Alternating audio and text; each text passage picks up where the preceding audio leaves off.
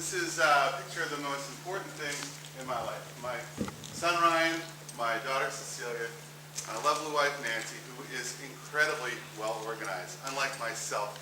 It's a bit of a disaster area sometimes. And it's proof that opposites do attract. You know, it's very, very true. But I really enjoy spending time with them. We travel together. This is a picture of us in Vietnam. And like you guys, you have a life at home too. You have families, you have school life. Maybe you're on a sport team. You're here at NIST or outside of NIST.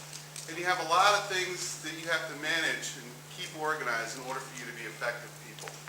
And for me, these are some of the things I have to do. I'm a basketball coach and I play basketball. I'm a baseball coach and softball coach and I play as well. I edit some guidebooks. I do some teaching at NIST. I'm in one graduate program. I'm in another graduate program. And I'm also very involved in NIPTA, which is the Parent Teacher Association here at NIST. If I don't stay organized and on top of all these things I have to do in my life, I let the people I care about the most down. You let your family down, you let your students down, you let the players on your team down, and that motivates me to get organized. So for me, it's on a very personal level. If I'm not effective in keeping all my balls in the air and juggling effectively, then the people who suffer are the people I care about the most.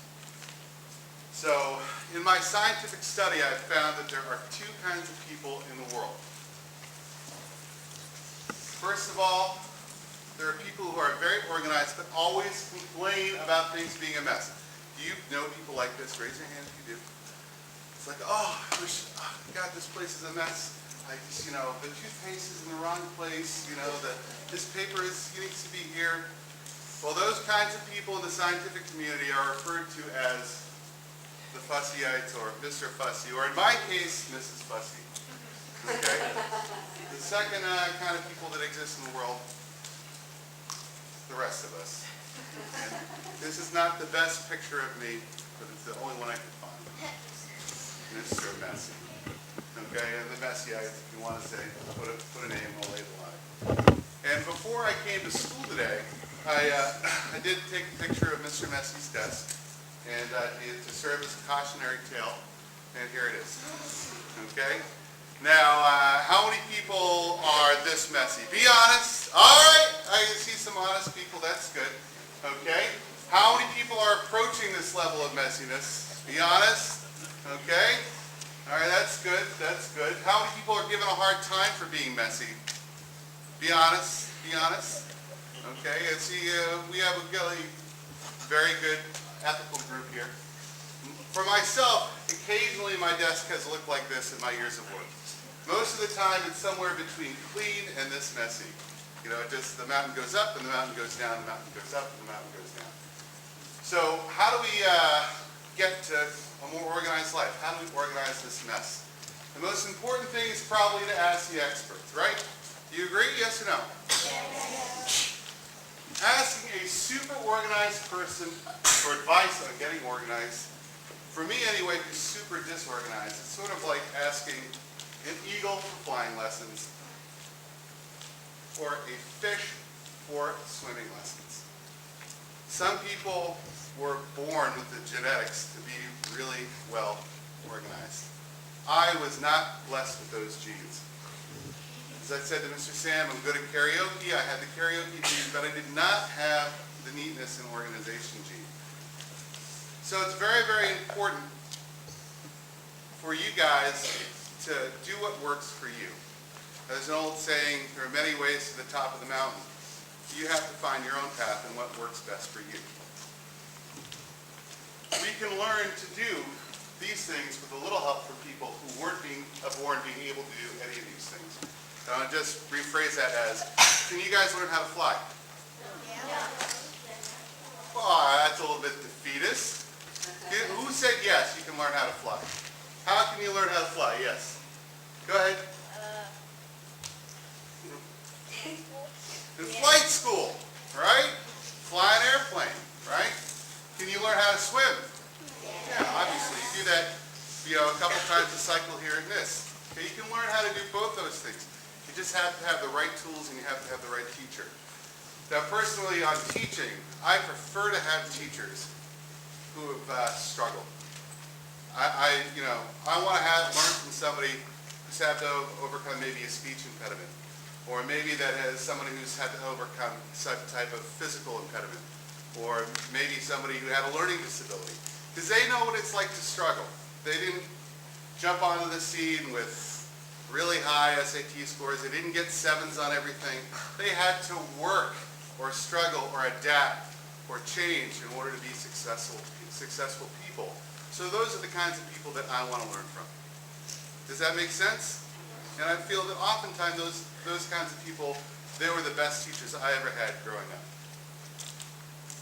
All right, first of all, I should have paused before this, but personally I hate lists.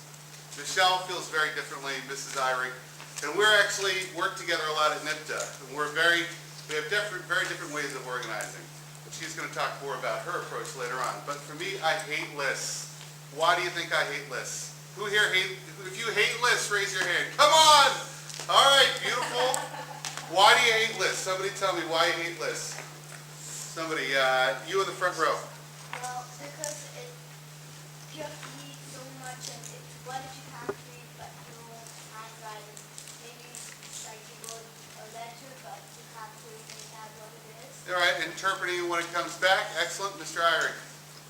I don't like lists because I don't actually read through lists. They're not very helpful. They're not very helpful. Okay? For me personally, why they're not helpful is when I get one thing done, 2 things go on. Then I get another thing done, then 3 things go on. And 2 weeks later, my list is 3 times as long as it was during the beginning. So that's why I hate lists.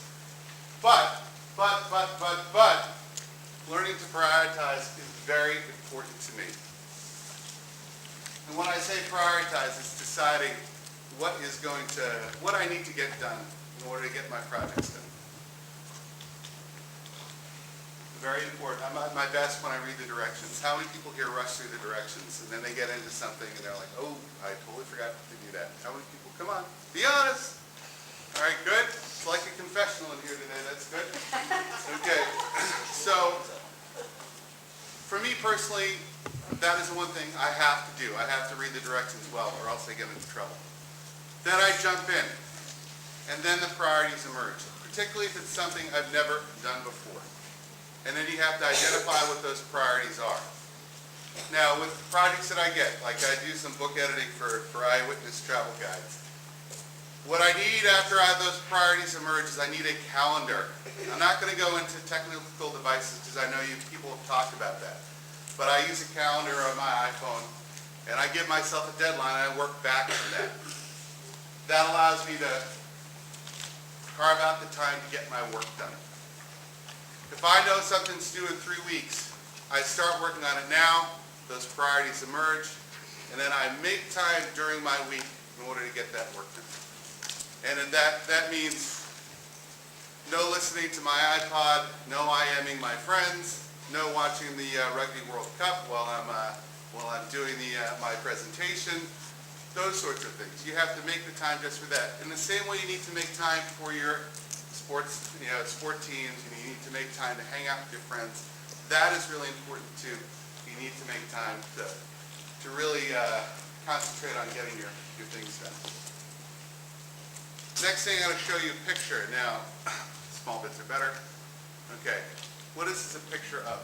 This is another thing you need to avoid. For me, it's the most important thing. What is this a picture of? Anyone want to try? Yes. Silly, yes, that's one way to put it, yes. Right, off track, it begins with a P. Anyone? Yes. Not prioritizing is the way of putting it. This person is doing something you should not do, and that is don't procrastinate. Yeah, can I give me, all right, great. So don't procrastinate. Dive right in, get to work. All right, I'm just going to go over this next thing very quickly. This is, think of my life in waves, okay? The peaks are things I have to do. Right now, this is going to be my NIST wave. Again, you might have a wave for home, you might have a wave for your sport team, etc. But these are things that have to get done. Faculty parent bowling night, BISAC basketball, starry nights. And in order to do that well, I've got to execute certain steps in order to make bowling night going well. I have to get a bowling alley, I have to invite people, I have to also get prizes, sponsors, set up a table, those kinds of things. And this is where the reflective part comes in. After starry night's over, I reflect. I think, what did I do well? What do I need to improve with? And then I look forward to the next thing, which is BISAC basketball. Again, I prioritize. And then I execute the steps. Maybe that prioritization is, hey, I need to work on my offense, my defense. I need to work with that kid on his foul shooting. Because I want to win BISAC. I want my kids to do well. After BISAC is over, I reflect on what I did wrong. How can I do it better next time? And I often write these things down in the notes section of my iPhone, so I always have it handy because this thing goes everywhere with me. And again, prioritize, and I have to execute steps going to starry nights. Now just so you know, this is linear. Bowling night's going to happen in the beginning of November, BISAC in the middle of November, and starry nights is going to happen in December. So this is linear and chronological. But I just want you to think of it, for me, this is the best way to express the way my organization style is like a wave. Now, as I said, you might have a home wave, a NIST wave, a sport team wave, and sometimes these waves overlap. And that's when I begin to get in trouble. Is when waves overlap, you don't get a small wave, you get a really, really what? Big wave. And when that happens to me, I think of it like surfing. You want to try and stay on top of the wave, and you got to realize that sometimes you wipe out. Sometimes the wave crushes you, and that's okay. The most important thing is to get back on the board, keep surfing, and learn from your mistakes. So this is the end of the presentation. Sorry I went over. Coming up, okay, more prioritization. My reflections are, and this is where the reflective process for me, and this is transdisciplinary. I apply these lessons to any project I do. So this is general. First of all, make mistakes and learn from them. You learn far more from your failures than you do from your successes. That's what I've found anyway, in my life. Second thing is, dive right in after you've read the directions, okay? But don't wait, just start, okay? That's the most important thing. Don't rush. If you give yourself enough time, things will go great. As teachers out there, I know that teachers hate it when somebody comes to them a day before something's due and says, I need help. Like, you should have asked me 2 weeks ago. Then I could have helped you. Now I can't really help you. So don't rush. Leave yourself enough time. Ask other people for help. Like your teachers, for me it's my wife. Sometimes I ask my kids for help. I ask my colleagues. Right now I'm filling in phys ed. I've never really taught phys ed for year 1 and year 3 before. So I need a lot of help. I have a lot of questions. And I always ask them for their perspective. And it helps me a tremendous amount to do my job well. Because again, the most important thing is the kids I'm teaching in the end in that context. Never stop trying to improve. When you think of a loser, somebody's a loser, it's somebody who stopped trying. Okay, the old saying is a winner is somebody who got up one more time than they failed. So just don't stop trying. If you're not good at something, if you give it effort, you're only going to get better. And then finally, never stop learning. And right now, I'm reading a book. Anybody want to guess what book it is? Anybody want to guess? Very popular, best-selling book. Anyone want to guess? Yes. Harry Potter? No. Diary of a Wimpy Kid? What? Diary of a Wimpy Kid. No, that describes some of my students, but not me. No, but this is something to help me improve, and it's called the Checklist Manifesto, how to get things right. So maybe the next time I come and do a presentation, I'll be doing on how checklists are awesome, but right now I don't think they're that nice. Anyway, thank you very much. I actually have to go